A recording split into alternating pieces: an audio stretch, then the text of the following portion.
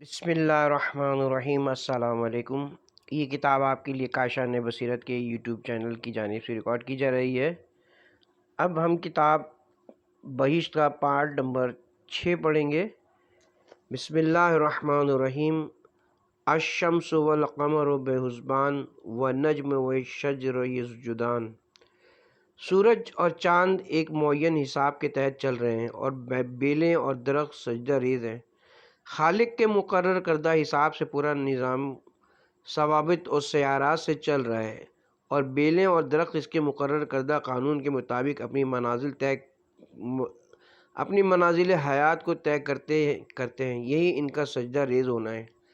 تفسیر القرآن میں کہ سورج اور چاند کو خدا نے اس لیے پیدا کیا ہے کہ ان کے ذریعے اپنی زندگی کی منزلوں کو سال، مہینے، ہفتے اور دن بنائے، اور ان کے حساب سے جو عبادتیں فرض کی گئی ہیں ان کو بجا لائے۔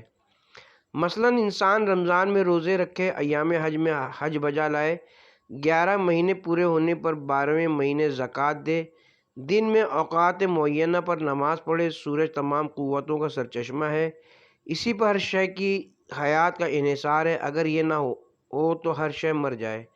چاند اسی سے کسب ضیاء کرتا ہے، اسی لیے اس میں بھی جاں بخشی کی تاثیر ہے۔ لوگ یہ تو مانتے کہ آسمان و زمین کا پیدا کرنے والا اور سورج اور چاند کو مسخر کرنے والا خدا ہی ہے، لیکن پھر یہ اس کی قوت کے بارے میں بہک کیوں جاتے ہیں؟ یہ کیوں نہیں مانتے کہ بندوں کے رزق کا کم و بیش کرنا خدا کے اختیار میں ہی ہے؟ وہی مینا برساتا ہے جس سے زمین اگانے کے قابل بنتی ہے۔ اگر وہ ایسا نہ کرے تو پھر کون کر سکتا ہے؟ سورج اور چاند کی تسخیر سے یہ مراد ہے کہ اس نے ان دونوں کو تمہاری خدمت کے لیے معین کر دیا ہے۔ صبح و شام ان کا طلوع ہونا اور غروب ہوتا رہتا ہے، وہ اس سے رک نہیں سکتے۔ جو خاصان خدا ہیں، حقیقی معنوں میں چاند سورج ان کی تسخیر میں پائے جاتے ہیں، جیسے حضرت رسول خدا نے شق القمر کر کے دکھایا اور حضرت علی علیہ السلام نے رد شمس کیا۔ بروج کیا ہیں؟ یہاں پر ہم قارئین کی معلومات ضروری سمجھتے ہیں کہ بروج کے بارے میں گفتگو کریں۔ آسمان پر ستارے ہم کو کھلے ہوئے پھولوں کی طرح بکثرت نظر آتے ہیں۔ ان میں چند مقامات پر کچھ ستاروں کا جھمکٹا نظر آتا ہے۔ یہ مجموعہ ہیبیت ہے۔ ایسے مجموعے تعداد میں 12 ہیں۔ انگریزی میں ان کو کانسلیشن آف اسٹار کہتے ہیں۔ اگر ان کے درمیان لکیریں کھینچ دی جائیں تو کوئی مجموعہ ترازو کی صورت میں نظر آئے گا، کوئی بچھو کی صورت میں، کوئی شیر کی اور بیل کی صورت میں، کوئی گیہوں کی بالی کی صورت میں وغیرہ۔ انہی کا نام برج رکھ لیا گیا ہے۔ بک آف نالج کتاب میں برجوں کے نام یونان کے چرواہوں کے رکھے ہوئے ہیں۔ رات کو جب وہ مویشی چرانے چراگاہوں میں جاتے تو اس وقت گھڑی گھنٹہ تو تھا نہیں، اپنی ڈیوٹی بدلنے کے لیے طے کر لیتے تھے کہ جب فلاں مجموعہ فلاں مقام پر ہو تو تم آ جانا۔ برجوں کے نام بتاتے کہ یہ جاہل چرواہوں کے ہی رکھے ہوئے ہیں، مثلاً بیل، حمل، مینڈھا، ہوت، مچھلی، میزان، ترازو، قوس، کمان، عقرب، بچھو وغیرہ۔ یہ نام ابھی تک بدستور باقی ہیں۔ یہ سب علم حیت والوں کی باتیں ہیں۔ ستاروں سے جو لوگ عوام الناس کو بہکانے کے لیے قسمتوں کے فیصلے کرنے بیٹھ جاتے ہیں، وہ غلطی پر ہیں۔ ان ستاروں سے سمتوں کا حال معلوم کیا جاتا ہے، جو فن جہاز رانی کے لیے بڑی اہم چیز ہے۔ امیر المومنین علی علیہ السلام نے فرمایا کہ منجموں کے اقوال پر عمل نہ کرو، وہ از روئے قیاسات کوئی رائے قائم کر کے لوگوں کو دھوکے میں ڈالتے ہیں۔ قضاء و قدر کے معاملات میں نجومیوں اور کاہنوں کی رائے کا کوئی دخل نہیں۔ دنیا میں بہت سے لوگ ہیں جو نجومیوں کے بیان کو نوشتہ تقدیر سمجھ کر اپنی زندگی کے معاملات میں یکسر ہو جاتے ہیں۔ جس طرح قدرت نے زمین پر کہیں پہاڑ، کہیں دریا، کہیں ریگستان، کہیں جنگل، کہیں آبادی وغیرہ مقامات قائم کر دیے ہیں جن میں لوگ آتے جاتے ہیں، اسی طرح ہر سیارہ اپنی منزل میں ان ستاروں کے مجموعوں کی طرف سے مختلف اوقات میں گزرتا ہے۔ اس کے زاویوں کے لحاظ سے ان کی شعاعوں میں اثرات پیدا ہوتے ہیں اور زمین سے ان کا قرب و بعد سمجھا جاتا ہے۔ رات کو ہم ان مجموعوں میں سے بعض کو بعض حصہ آسمان میں دیکھتے ہیں۔ چاند کبھی کسی مجموعے کے قریب ہوتا ہے، کبھی دور۔ اس طرح ہر سیارہ گردش میں ان سے قریب یا دور ہوتا چلا جاتا ہے۔ ان مجموعوں کو اجرام سماوی کے حالات بدلنے میں بڑا دخل ہے۔ زمین پر ان کے اثرات کبھی اچھے پڑتے ہیں اور کبھی خراب، اس لیے ان کو اسد و نحس کہا جاتا ہے۔ مثلاً مشتری سیارے کی کرنوں میں یہ اثر ہے کہ وہ قلب انسانی کو آکسیجن مہیا کرتی ہے جس سے آدمی کو خوشی ہوتی ہے، لیکن یہ صورت ہمیشہ باقی نہیں رہتی، پھر ہر برج میں اس کی تاثیر مختلف ہو جاتی ہے۔ یہ قدرت کا نظام ہے، اس میں کسی کو دخل نہیں۔ انہی بروج سے ہم راتوں میں سفر کرتے وقت اپنے منازل کی حالت معلوم کرتے ہیں۔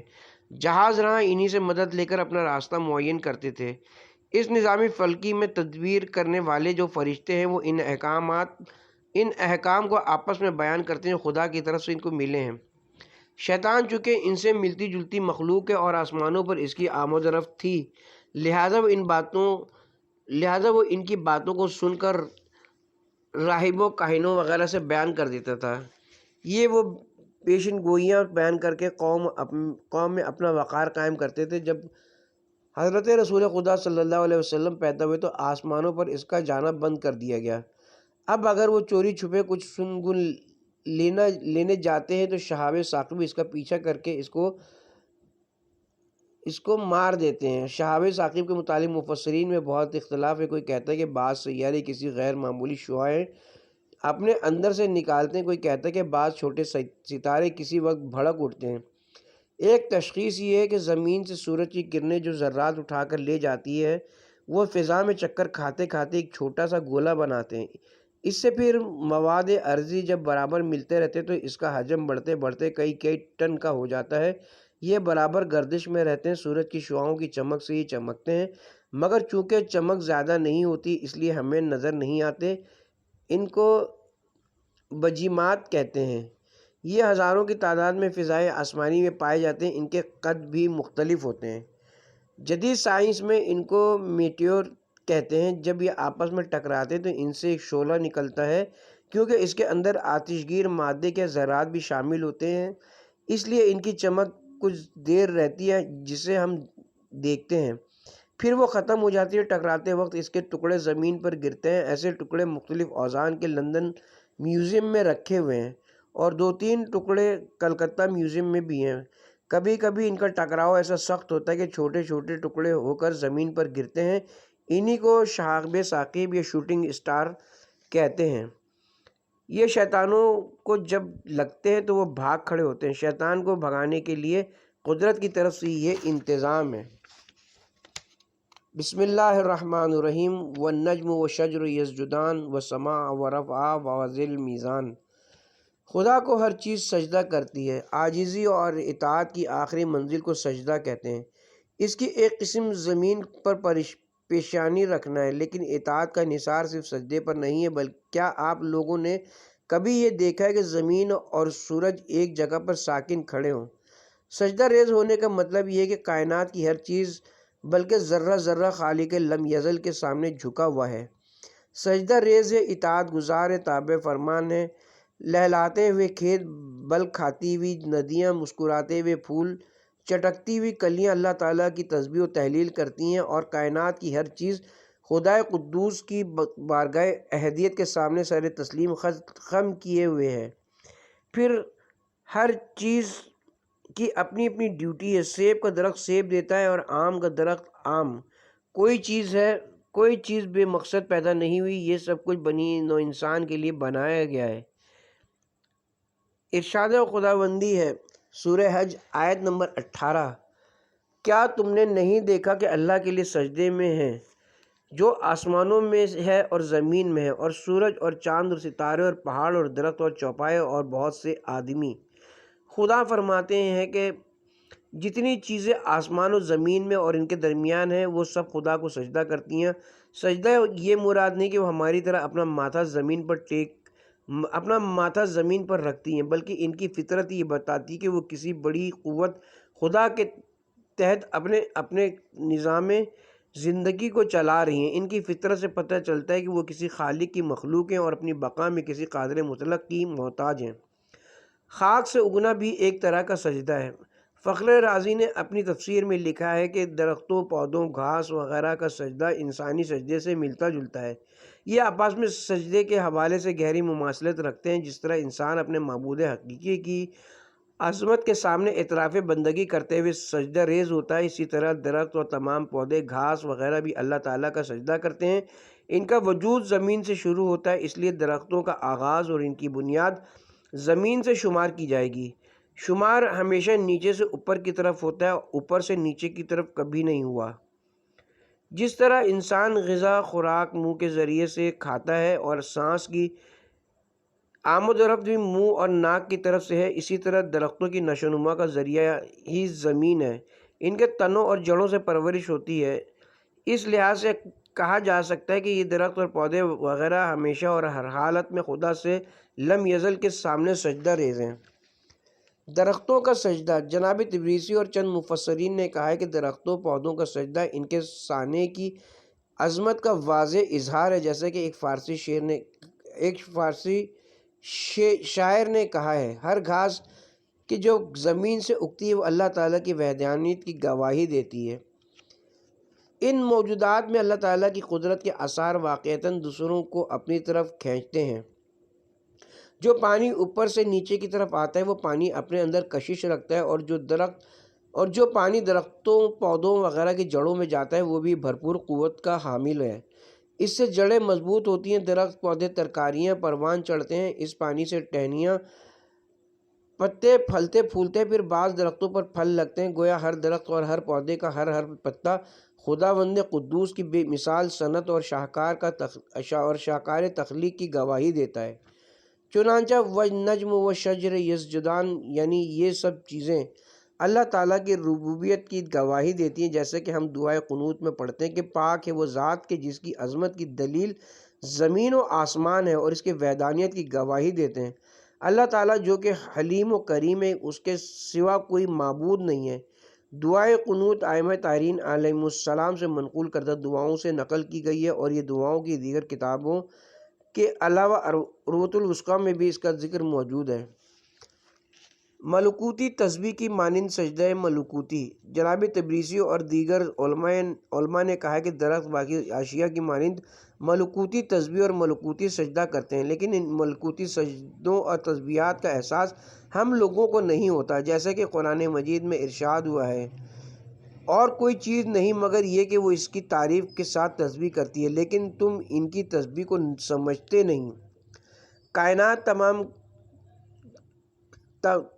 تمام و کمال اس کی کمال ذات کی گواہ ہے، اور کمال ذات ہی نقائص سے اس کے بری ہونے کی ضامن ہے، اس لیے یہ گواہی اس کی تسبیح ہے جس میں تمام کائنات یک زبان ہے، مگر انسان کو ان دلائل حقانیت پر توجہ نہیں ہوتی۔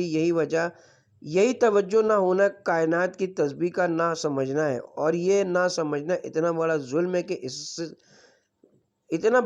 ہے کہ اس غافل انسان کو ایک دم اس کے فیض و کرم سے محروم ہو جانا چاہیے، جس کے بعد اس کا نیست و نابود ہو جانا لازم ہے۔ مگر یہ اس کا حلم و مغفرت ہے کہ وہ اپنے منکروں کو بھی دنیا میں جینے کا موقع دیتا ہے اور انہیں اپنی نعمتوں سے مالا مال کرتا ہے، اور جب بھی ان کی آنکھ کھلے اور وہ اپنے رویے کو تبدیل کریں تو وہ ان کی خطا سے درگزر بھی کر دیتا ہے۔ مترجم۔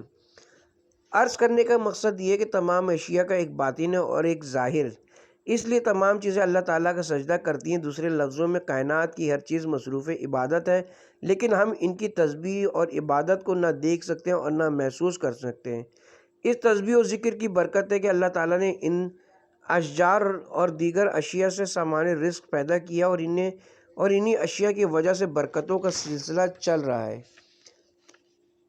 آسمان کو بلندی دی، وَالسَّمَاءَ رَفَعَہَا، خداوند کریم نے آسمانوں کو بلندی دی اتنی کہ ہم ان تک کبھی بھی پہنچ نہ پائیں، ایسی رفعت کہ ہم ان کی طرح سر نہ اٹھا سکیں۔ یہ اس کی قدرت کاملہ کا فیضان ہے کہ آسمانوں کو بلندی دی اور ایسی چھت بنائی ہے کہ جس کے آغاز کا پتہ ہے نہ انتہا کا، پھر اس وسیع ترین چھت کو ستونوں کے بغیر کھڑا کیا ہوا ہے۔ رسول پاک سے کہا جا رہا ہے کہ جو کتاب آپ پر نازل کی جا رہی ہے بالکل برحق ہے، اگر ہماری آیات کو سن کر بھی آپ کی قوم ایمان نہیں لاتی تو نہ لائے۔ ان عقل کے اندھوں کو اتنی بات اتنی بات سجھائی نہیں دیتی کہ یہ تہ در تہ 7 آسمان جو ان کے سروں پر بغیر کسی ستون کے قائم ہیں، آخر کس نے بنائے ہیں؟ کیسا قادر مطلق اور حکیم برحق ہے ان کا بنانے والا۔ یہ ایسا صاحبان ہمارے سروں پر تان دیے جو کسی سہارے کا محتاج نہیں، اور پھر عرش کے بنانے میں مصروف ہوا۔ 7 آسمانوں سے مراد وہی 7 بلندیاں ہیں جن کو سیارے اپنا اپنا دائرہ گردش بنائے ہوئے ہیں۔ جس دائرے پر یہ گردش کرتے ہیں اسے فلک کہتے ہیں۔ آسمانوں کے طبقات در طبقات اور ستاروں کے ان میں جڑے جانے کا وہ عقیدہ اب باطل ہو گیا جو صدیوں یونانیوں کے مفروضے کی بنا پر اہل زمین کا عقیدہ بنا رہا تھا۔ جدید سائنس نے یہ ثابت کر دیا کہ نیلی نیلی چیز جو ہمیں نظر آتی ہے وہ ایک رقیق مادہ ہے جو فضائے فلکی میں بھرا ہوا ہے۔ اسی میں ستارے مچھلیوں کی طرح گردش کرتے ہیں۔ آسمان سورہ غاشیہ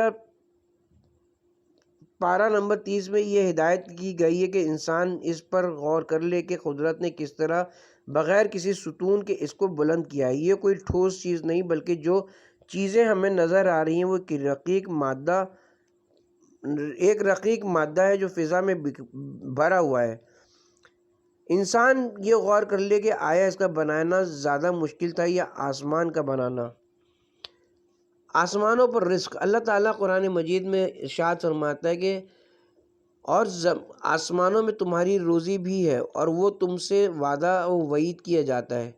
سورہ زاریات آیت نمبر 22۔ ہمارے نزدیک سب سے زیادہ واضح یہ بات ہے کہ توعدون کی لفظ وعید سے ہے جس کے معنی خبر عذاب کے ہیں، اور مطلب یہ کہ آسمانی سے روزی بھی اترتی ہے جس سے تمہاری روزی بھی اترتی ہے جس سے تمہاری زندگی ہے، اور آسمانی سے وہ عذاب بھی آتا ہے جو تباہی و بربادی کا سبب ہوتا ہے۔ ایک اور مقام پر ارشاد ہوتا ہے اور کوئی چیز نہیں مگر یہ کہ ہمارے پاس اس کے ذخیرے ہیں اور ہم نہیں اتارتے مگر ایک معینہ مقدار پر۔ سورہ ہجر آیت نمبر 21۔ مصر کے مشہور مصرف طنطاوی جدید علوم پر ریسرچ کرتے ہوئے لکھتے ہیں کہ تحقیق سے معلوم ہوا کہ کرۂ زمین پر چلنے والی ہواؤں میں خوراکی اور غذائی مواد موجود ہے جو مٹی اور زمین سے مل کر برکت کا باعث بنتا ہے۔ اس لیے ہم کہہ سکتے ہیں کہ ہوا میں خوراک کی طاقت موجود ہے جو فصلوں، پودوں کی نشو و نما، درختوں پر لگنے والے پھلوں کو مٹھاس، توانائی اور تاثیر و تقویت دیتی ہے۔ البتہ یہ مطالب ہم اس آیت کی تفسیر کے ذیل میں بیان نہیں کر رہے، لیکن آسمان سے اترنے والی غذاؤں اور رزق کے زمرے میں بیان کرنے میں کوئی حرج نہیں ہے۔ اس لیے ہم کہہ سکتے ہیں کہ آسمان سے بارش اترتی ہے۔ ان سے چلنے والی ہواؤں میں بھی انسانیت اور تمام مخلوقات کے لیے بے شمار فوائد ہیں۔ خدائے حکیم نے سمندروں کے پانی کو بھاپ بنا کر اڑایا اور اپنی قدرت سے بادل بنا کر اس پانی کو پھر زمین پر برسایا جس سے قسم قسم کی ایسی نباتات اگیں جو انسان کی غذا، دوا اور دیگر ضروریات میں کام آتی ہیں۔ قدرت کے کتنے خزانے کائنات کے دامن میں بھرے ہوئے ہیں، نہ کوئی ان سب کو جانتا ہے نہ سمجھ سکتا ہے۔ حسب ضرورت وہ ان میں سے کچھ چیزیں انسان کا نظام زندگی درست کرنے کے لیے اپنے لطف و کرم سے دیتا رہتا ہے۔ پانی سے بھرے ہوئے بادل ہوا ادھر ادھر لیے پھرتی ہے، جہاں اس کی مصلحت ہوتی ہے بارش برسنے لگتی ہے۔ یہ پانی اس کے پینے کے لیے بھی برسایا جاتا ہے اور اس کی کھیتی باڑی کے لیے بھی۔ انسان کی کیا طاقت ہے خدا کی ان نعمتوں کا شکر ادا کر سکے۔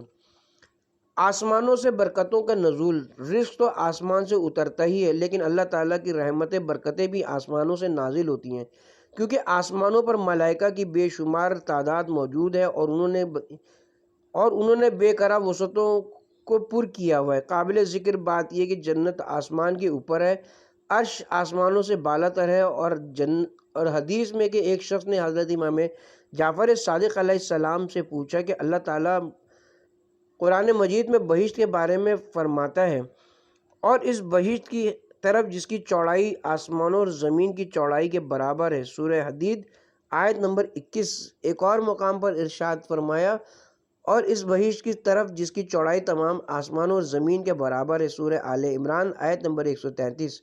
آقا یہ بہشت کہاں ہے؟ امام علیہ السلام نے فرمایا کہ بہشت آسمانوں کے اوپر ہے اور عرش ان سے بھی بالا تر ہے۔ یہ حدیث بحر الانوار کی تیسری جلد میں ہے۔ اللہ تعالیٰ قرآن مجید میں ارشاد فرماتا ہے کہ ہماری نشانیوں میں سے ایک یہ بھی ہے کہ ہم نے تمہاری رزق رسانی کا جو وعدہ کیا ہے وہ آسمان سے پانی برسا کر پورا کر رہے ہیں۔ تم ہم سے غافل ہو، ہم تم سے غافل نہیں۔ پانی برسا کر تمہارے لیے زمین سے غلہ اگاتے ہیں۔ اگر ہم ایسا نہ کریں تو تم کیسے زندہ رہ سکتے ہو؟ صرف اللہ ہی تو ہے، اور پھر صرف اللہ ہی تو ہے جو درختوں میں تمہارے لیے کھانے کو مختلف ذائقوں کے پھل پیدا کرتا ہے۔ انہی درختوں کے اجزاء سے تمہاری بے شمار بیماریوں کا علاج ہوتا ہے۔ تمہاری زندگی کی ہزار ضرورتیں پوری ہوتی ہیں۔ کیا اس پر تم ہمارے شکر گزار نہ ہوگے؟ کیا اس پر بھی تم ہمیں اپنا معبود نہ مانو گے؟ یہ قرآن جو ہم نے نازل کیا ہے بالکل ٹھیک ہے، جیسے کہ تم سچی باتیں کرتے ہو۔ اللہ اپنی ہر مخلوق کے رہنے اور مرنے کی جگہ کو جانتا ہے، وہ وہیں اس کو رزق پہنچاتا ہے۔ چرندے، درندے، کیڑے مکوڑے سب اس کے خانے یغما پر اپنی روزی کھا رہے ہیں۔ بھوکے اٹھتے ہیں، بھوکے سوتے نہیں۔ خدا کی بے شمار مخلوق جو روئے زمین پر بستی ہے، خدا کے سوا اسے کون روزی دیتا ہے؟ کسی چھوٹے سے چھوٹے کیڑے کو بھوکا نہیں رہنے دیتا، تو بھلا اپنی اس مخلوق کو جو اشرف المخلوقات کہلاتی ہے کیسے بھوکا رکھ سکتا ہے؟ مومنین کا نامہ اعمال اور ارواح اوپر کی طرف جاتے ہیں۔ آسمان کی بلندی اور رفتوں کو مد نظر رکھتے ہوئے مومنین کی روح اور اس کا نامہ اعمال فرشتے آسمان کی طرف لے جاتے ہیں۔ وہ ایک طرح کا اعزاز ہے۔ قرآن مجید میں ارشاد خدا بندی ہے۔ اس لیے مومنین کی ارواح کو انتہائی شان و شوکت اور تذییق و احتشام کے ساتھ آسمان کی طرف لایا جاتا ہے۔ اس میں کوئی شک نہیں کہ آسمان کی منزلت زمین سے زیادہ ہے، لیکن زمین بھی آسمانوں سے فضیلت اور عظمت کے لحاظ سے کسی طرح کم نہیں ہے، کیونکہ زمین اللہ تعالیٰ کی وحی کے اترنے کی جگہ ہے۔ اور قرۂ ارض کی عظمت کا کیا کہنا ہے کہ جس میں حضرت محمد مصطفیٰ اور خاندان رسالت ایسی ہستیاں پیدا ہوئی ہیں۔ آسمان نے مرکز وحی اور ارواح اہل بیت علیہم السلام کا مسکن۔ اگرچہ زمین وحی کے نزول کی جگہ ہے، لیکن آسمان سے وحی کا ظہور ہوا۔ ظاہر بات ہے کہ صدور کی جگہ نزول کی جگہ سے افضل ہے۔ پھر اگرچہ محمد و آل محمد علیہم السلام کے اجسام زمین میں، لیکن ان کی ارواح تو آسمانوں پر ہے۔ ہماری اس بات کی تائید حضرت امام جعفر صادق علیہ السلام کی روایت کر رہی ہے کہ امام علیہ السلام نے فرمایا کہ میرے جد بزرگوار حضرت امام حسین علیہ السلام عرش کی دائنی سمت میں ہیں اور آپ کی نظریں اپنی قبر کے زائرین پر لگی ہوئی ہیں۔ مومن شہید ہوتا ہے۔ تفسیر مجموع البیان میں ایک شخص نے حضرت امام جعفر صادق علیہ السلام کی خدمت میں عرض کی کہ آپ میرے لیے شہادت کی دعا فرمائیں، تو آپ نے فرمایا کہ مومن شہید ہوا کرتا ہے۔ امام محمد باقر علیہ السلام سے مروی کہ جو شخص امر امامت و ولایت کا عارف ہے اور امام زمانہ علیہ السلام کا منتظر ہے، وہ ایسا ہے جس طرح کہ قائم آل محمد کے ہمراہ جہاد میں مصروف ہو، جبکہ حضور کے ہمراہ مل کر جہاد کرنے والے جیسا ہے۔ فرمایا بلکہ وہ ایسا ہے جس طرح کہ حضور کے ساتھ مل کر جہاد کر کے درجہ شہادت پر فائز ہو چکا ہو۔ ایک روایت میں ہے کہ حضرت امیر المومنین علیہ السلام نے فرمایا کہ خدا نے ہمیں اور ہمارے مومنین کو چن لیا، جو ہماری خوشی پر خوش ہوتے ہیں اور ہمارے غم میں غمناک ہوتے ہیں، اور اپنی جانوں اور مالوں کی ہمارے لیے قربانی پیش کرتے ہیں۔ اور اگر ہمارے کسی محب سے کسی وقت غلطی بھی سرزد ہو جائے تو اس کو اس وقت تک موت نہ آئے گی جب تک کہ اس غلطی کی سزا نہ بھگت لے۔ پس جب وہ کسی مصیبت میں مبتلا ہوگا جو اس کے گناہ کا کفارہ ہوگی، خواہ وہ مصیبت اس کے مال میں ہو یا اس کی اولاد میں ہو یا اس کے جسم میں ہو، پس جب اللہ کے دربار میں پیش ہوگا تو اس کے دامن پر کوئی گناہ موجود نہ ہوگا، اور اگر کوئی گناہ بچ گیا تو موت کی تلخی اس کا کفارہ ہو جائے گی۔ اور ہمارے ماننے والوں میں سے مرنے والا صدیق کو شہید ہو کر مرتا ہے، کیونکہ وہ امر کی تصدیق کرنے والا ہوتا ہے، اور ہمارے ساتھ محبت اور ہمارے دشمنوں کے ساتھ بغض صرف اللہ کی خوشنودی کے لیے کرتا ہے۔ پس وہ اللہ اور رسول پر ایمان رکھنے والا ہے، اور ان کو خدا نے صدیق کو شہید کیا ہے۔ اور آپ نے اپنے اصحاب سے فرمایا کہ زمین پر سکون رکھو، مصائب پر صبر کرو، اور اپنے ہاتھوں، زبانوں اور تلواروں کو بند رکھو، اور جلد بازی نہ کرو، اور تم میں سے جو بھی خدا اور رسول اور اہل بیت کی معرفت رکھ کر مرتا ہے وہ شہید ہوتا ہے۔ خدا اس کو اس کا اجر دے گا، اور اس کی نیت میں جس قدر نیک اعمال کا منصوبہ تھا ان تمام کی اس کو جزا دے گا۔ دعا کے وقت ہم ہاتھ بلند کیوں کرتے ہیں؟ ایک شخص نے حضرت امیر المومنین علیہ السلام سے پوچھا کہ اللہ تعالیٰ تو ہر جگہ پر موجود ہے، پھر آپ کیوں فرماتے ہیں کہ دعا کے وقت ہاتھوں کو آسمان کی طرف بلند کیا جائے؟ آپ نے فرمایا کیونکہ رحمتیں برکتیں آسمان سے نازل ہوتی ہیں، اسی لیے ہاتھ بلند کر کے دعا مانگنی چاہیے۔ ہر برکت، قضا حاجت، عبادات کی توفیق، عبادات کی قبولیت، رزق کا نزول، سب کچھ آسمان کی طرف سے آتا ہے، اس لیے ہاتھ بلند کر کے دعا کریں۔ اللہ تعالیٰ نے حکم دیا کہ اس سے دعا گڑ گڑا کر اور چپکے چپکے مانگی جائے تاکہ زور زور سے مانگنے میں ریا نہ پیدا ہو جائے، یعنی لوگوں کو یہ دکھانے کے لیے کہ ہم خدا کے خاص بندے ہیں، ایسا نہ کیا جائے۔ نیز یہ کہ حد سے بڑھے نہیں، یعنی ایسی دعائیں نہ مانگے جو اس کی شان سے بالا تر ہوں، جیسے یہ دعا کرنے کہ مجھے نبی بنا دے یا مجھے آسمان پر چڑھا دے۔ دعا کرنے کا مطلب یہ کہ بندہ ہر وقت خدا کے سامنے اپنے عاجز اور محتاج ہونے کو ظاہر کرے، دعا کا قبول کرنا خدا پر چھوڑ دے تاکہ جیسی اس کی مصلحت ہو کرے۔ جو دعا خدا سے کرے وہ اس کے عذاب سے بچنے اور اس کی رحمت کی امید میں اور اسے اپنا معبود سمجھ کر کی جائے۔ امیر المومنین علی علیہ السلام فرمایا کرتے تھے کہ اے میرے معبود، نہ تو میں جنت کی خواہش میں عبادت کرتا ہوں، نہ دوزخ کے خوف سے، بلکہ میں نے تجھے مستحق عبادت پایا اس لیے تیری عبادت کرتا ہوں۔ دعاؤں کے اثرات۔ بہت سے لوگ جادو وغیرہ کا یقین نہیں رکھتے، حالانکہ اس سے خوفناک اثرات ہر زمانے میں لوگوں کے سامنے آتے رہتے ہیں۔ انگریز محققین نے بھی اسے تسلیم کیا۔ حضور سرور کائنات پر بھی یہودیوں نے جادو کیا تھا، جس کے توڑ کے لیے سورہ قل اعوذ برب الفلق نازل ہوا۔ ہم نے خود کئی بار لوگوں کے اوپر جادو کا اثر دیکھا ہے۔ ہم اس کے ساتھ اہل ایمان پر یہ بات بھی واضح کر دینا ضروری سمجھتے ہیں کہ جو لوگ تعویذ گنڈوں کے خلاف ہیں وہ اپنے اس خیال میں درست نہیں۔ کیا وجہ ہے کہ شیطانی عمل میں تو اثر ہو اور رحمانی عمل اس کے توڑ میں بے اثر رہے؟ کیا شیطان کی قوت خدا سے زیادہ ہے؟ ہرگز نہیں۔ کیا وجہ ہے کہ ڈاکٹر اور طبیب ادویہ کے ذریعے سے مریضوں کا علاج کرے اور ان کو شفا حاصل ہو جائے، اور اسماء الہی یا آیات قرآنی سے علاج کیا جائے تو شفا نہ ہو، اور لوگ اس کو ڈھکوسلا بتائیں؟ جس خدا نے ادویات میں یہ اثر بخشا ہے، کیا ان اپنے ناموں میں اپنی کتاب مقدس کی آیات میں یہ اثر نہیں بخش سکتا؟ کہ ایک مومن تو اس کو قبول کرنے پر تیار نہیں ہو سکتا۔ ہمارے ائمہ نے بہت سے علاج آیات قرآنی دم کر کے اور اسماء الہی پڑھ کر کیے ہیں اور ان کو شفا حاصل ہوئی ہے۔ ہم سالہ سال سے اس روحانی علاج سے کام لے رہے ہیں اور الحمدللہ ان سے لوگوں کو تسکین بخش فائدے ہو رہے ہیں۔ ہاں، یہ ضروری ہے کہ اس قسم کے معالج کو پاک نفس ہونا چاہیے اور عملیات کے جو منقولہ طریقے ہیں ان پر عمل کرنا چاہیے۔ تعویذوں کو گلے میں ڈالنا یا بازو پر باندھنا جو لوگ عار سمجھتے ہیں وہ آیات قرآنی اور اسماء الہی کی توہین کرتے ہیں۔ کوئی وجہ نہیں کہ اعتقاد صادق کے ساتھ کوئی تعویذ گلے میں ڈالا جائے اور شفا نہ ہو۔ جس طرح ڈاکٹروں طبیبوں کی دوائیں اکثر اوقات امراض کی پیچیدگیوں سے اپنا اثر نہیں کرتی یا تشخیص میں غلطی کرنے سے معالج اپنے علاج میں کامیابی حاصل نہیں کرتا، اسی طرح ہو سکتا ہے کہ ایک مریض کا ایمان صحیح نہ ہو، بے نمازی ہو، احکام الہیہ کی خلاف ورزی کرنے سے تعویذ بے اثر رہے، لیکن اگر شرائط پر عمل ہو تو ہم یقین سے کہتے ہیں کہ اثر ہوگا اور ضرور ہوگا۔ یہ اسرار الہیہ ہیں، ہم ان کے راز سے واقف نہیں۔ حرز ابو دجانہ، حرز جواد، دعائے مشلول، جوشن صغیر، حرز امیر المومنین، دعائے یامن تحلیل، سورہ الحمد ایسے مجرب عمل ہے کہ امراض کی شفا میں تیر با ہدف ثابت ہوتے ہیں، بشرطے کہ ان کو قرینے سے پڑھا جائے۔ امام رضا علیہ السلام نے فرمایا کہ جب کسی سواری پر سوار ہو تو یہ آیت پڑھ لیا کرو،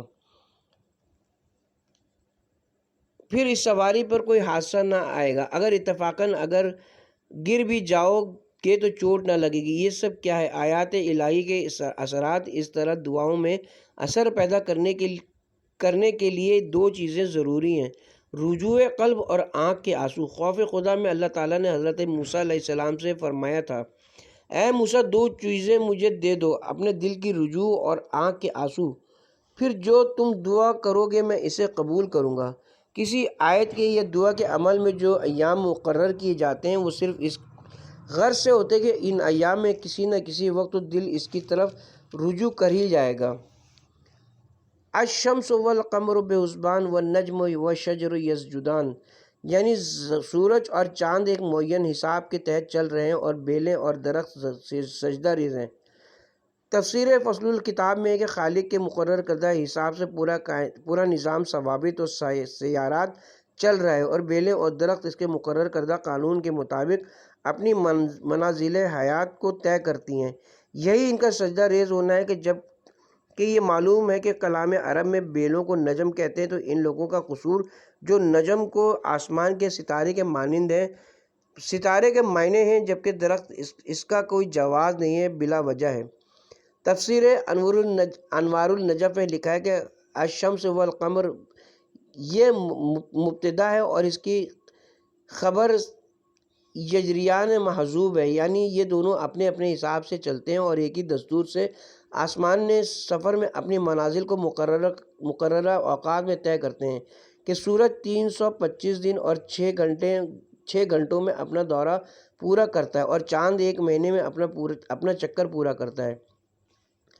النجم و شجر، نجم سے مراد زمین سے نکلنے والی نازک کوپل جو اپنی ساکھ پر کھڑی نہیں ہو سکتی، اور شجر سے مراد وہ نباتات ہیں جو اپنی ساکھ پر کھڑے ہوتے ہیں۔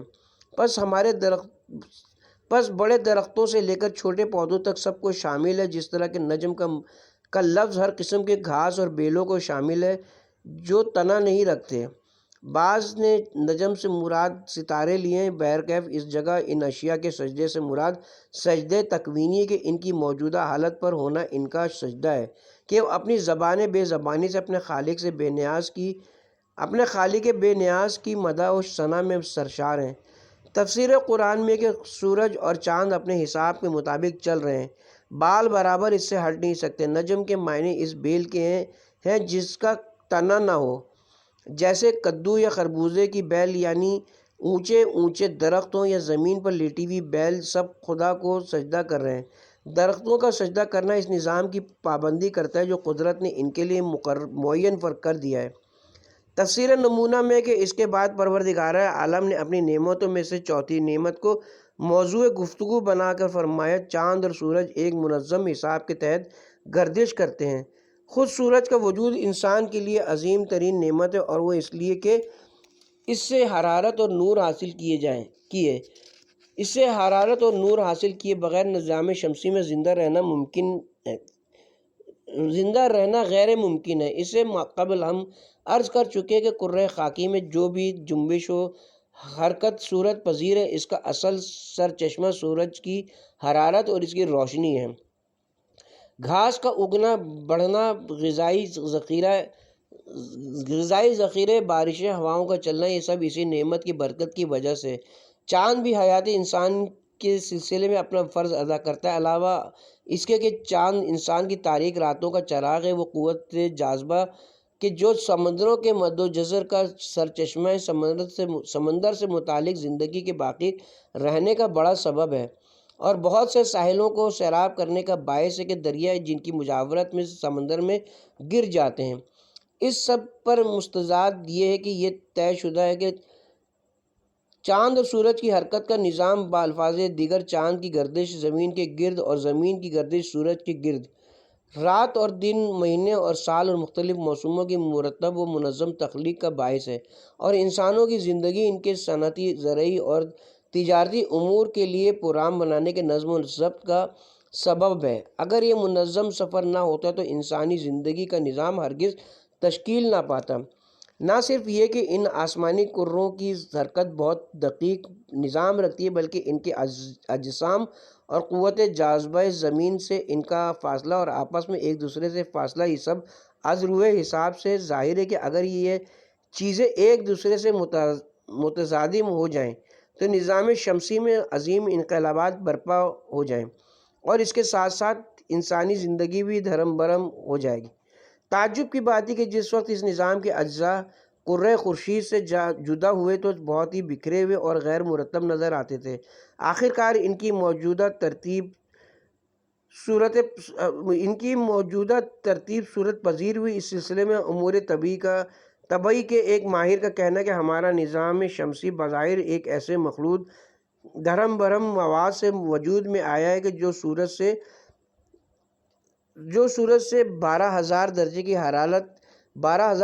حرارت لیے ہوئے جدا ہوا اور ناقابل تصور تیزی کے ساتھ فضائے لامحدود میں بکھر گیا۔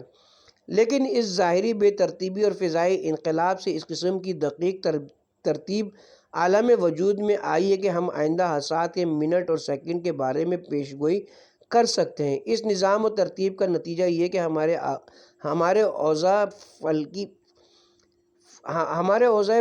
فلکی 1000 ملین سال گزر جانے کے باوجود اسی حالت پر باقی ہیں۔ یہ نقطہ بھی قابل توجہ ہے کہ سورج اگرچہ نظام شمسی کے وسط میں بظاہر بغیر کسی حرکت کے قائم ہے، لیکن یہ نہیں بھولنا چاہیے کہ وہ بھی اپنے تمام چاند ستاروں کے ہمراہ اسی کہکشاں کے اندر جس سے وہ تعلق رکھتا ہے معین نقطے کی طرف حرکت کر رہا ہے، اور اس کی یہ حرکت بھی ایک معین تیزی اور تنظیم رکھتی ہے۔ پانچویں عظیم نعمت کے سلسلے میں پروردگار عالم آسمان سے زمین کی طرف رخ کر کے فرماتا ہے، گھاس اور درخت اس کے لیے سجدہ کرتے ہیں۔ نجم کبھی ستارے کے معنی میں آتا ہے اور کبھی ایسی گھاس کے معنی میں آتا ہے جس کا کوئی تنا نہ ہو، اور یہاں شجر کے قرینے سے دوسرے معنی مراد ہیں، یعنی وہ گھاس جو تنے کے بغیر ہو۔ اصولی طور پر یہ لفظ طلوع کے معنی میں ہے، اور اس گھاس کو اگر نجم کہا گیا ہے تو اس کی وجہ یہی کہ وہ زمین سے سر نکالتی ہے، اور ستارے کو نجم کہا جاتا ہے تو وہ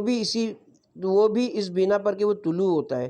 ہمیں معلوم ہے کہ انسانوں کا تمام مواد غذائی اس امتیاز کے ساتھ نباتات سے لیا گیا ہے کہ بعض کو تو انسان براہ راست اپنے مصرف میں لاتا ہے، اور بعض نباتات ایسے جانوروں کی غذا بنتے ہیں جو انسانوں کے غذا۔ یہ نقطہ بھی قابل توجہ کہ سورج اگرچہ نظام شمسی کے وسط میں بظاہر بغیر کسی حرکت کے قائم ہے، لیکن یہ نہیں بھولنا چاہیے کہ وہ بھی اپنے تمام چاند ستاروں کے ہمراہ اسی کہکشاں کے اندر جس سے وہ تعلق رکھتا ہے معین نقطے کی طرف حرکت کر رہا ہے، اور اس کی یہ حرکت بھی ایک معین تیزی اور تنظیم رکھتی ہے۔ پانچویں عظیم نعمت کے سلسلے میں پروردگار عالم آسمان سے زمین کی طرف رخ کر کے فرماتا ہے، گھاس اور درخت اس کے لیے سجدہ کرتے ہیں۔ نجم کبھی ستارے کے معنی میں آتا ہے اور کبھی ایسی گھاس کے معنی میں آتا ہے جس کا کوئی تنا نہ ہو، اور یہاں شجر کے قرینے سے دوسرے معنی مراد ہیں، یعنی وہ گھاس جو تنے کے بغیر ہو۔ اصولی طور پر یہ لفظ طلوع کے معنی میں ہے، اور گھاس کو اگر نجم کہا گیا ہے تو اس کی وجہ یہی ہے کہ وہ زمین سے سر نکالتی ہے، اور ستارے کو نجم کہا جاتا ہے تو وہ بھی اس بنا پر کہ وہ طلوع ہوتا ہے۔ ہمیں معلوم ہے کہ انسانوں کا تمام مواد غذائی اس امتیاز کے ساتھ نباتات سے لیا گیا ہے کہ بعض کو تو انسان براہ راست اپنے مصرف میں لاتا ہے، اور بعض نباتات ایسے جانوروں کی غذا بنتے ہیں جو انسانوں کے غذائی مواد کا جز ہیں۔ یہ معنی دریائی جانوروں کے سلسلے میں بھی صحیح طور پر منطبق ہوتے ہیں، کیونکہ وہ بھی بہت سے ایسے چھوٹے نباتات سے غذا حاصل کرتے ہیں جو کروڑوں کی تعداد میں سمندر کے گوشے اور کنار میں سورج کی روشنی کے پرتوں میں اگتے ہیں اور سمندروں کی موجوں کے درمیان چلتے پھرتے ہیں۔ اس طرح نجم یا مختلف قسم کے چھوٹے اور رینگنے والے نباتات مثلاً کدو اور کھیرے کے بوٹے کو کہتے ہیں، اور شجر مختلف قسم کے تنے دار نباتات کو کہتے ہیں، جیسے غلے اور میوہ دار درخت وغیرہ۔ اور یزدان یہ دونوں سجدہ کرتے ہیں کا مفہوم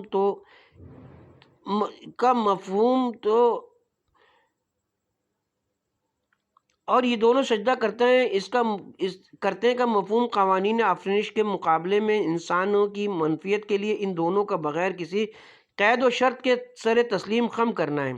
یہ وہ راستہ ہے کہ جو خدا نے ان کے لیے مقرر کیا ہے، اور یہ اس پر بلا چوں چرا مصروف سفر رہتے ہیں۔ ضمنی طور پر یہ ان کے سر وحدت کی طرف بھی اشارہ ہے، اور وہ اس طرح ہے کہ نباتات کے ہر پتے اور ہر دانے پر پروردگار عالم کی عظمت اور اس کے علم کی عجیب و غریب نشانیاں موجود ہیں، اور ہر ورق معرفت پر پروردگار کا دفتر بے پایہ ہے۔ مفسرین کی طرف سے یہ احتمال بھی تجویز کیا گیا کہ اوپر والی آیت میں النجم سے مراد آسمان کے راستے ہیں، لیکن جو کچھ ہم نے اوپر کہا ہے آیت میں موجود قرائن کی بنا پر زیادہ مناسب ہے۔ ایک نقطہ، چند روایات پر ایک نظر۔ مذکورہ بالا آیات کے ذیل میں اسلامی سرچشموں میں ایسی روایات موجود ہیں جو تفسیر کلی کی حیثیت سے روشن ہونے کی مصداق ہیں اور ہر ایک تفسیر آیت کے ایک حصے کو واضح کرتی ہے۔ حضرت امام جعفر صادق علیہ السلام کی ایک حدیث ہے کہ آپ نے علم البیان کی تفسیر کے سلسلے میں فرمایا، بیان وہی اسم اعظم ہے جس کے ذریعے تمام چیزوں کا علم حاصل ہوتا ہے۔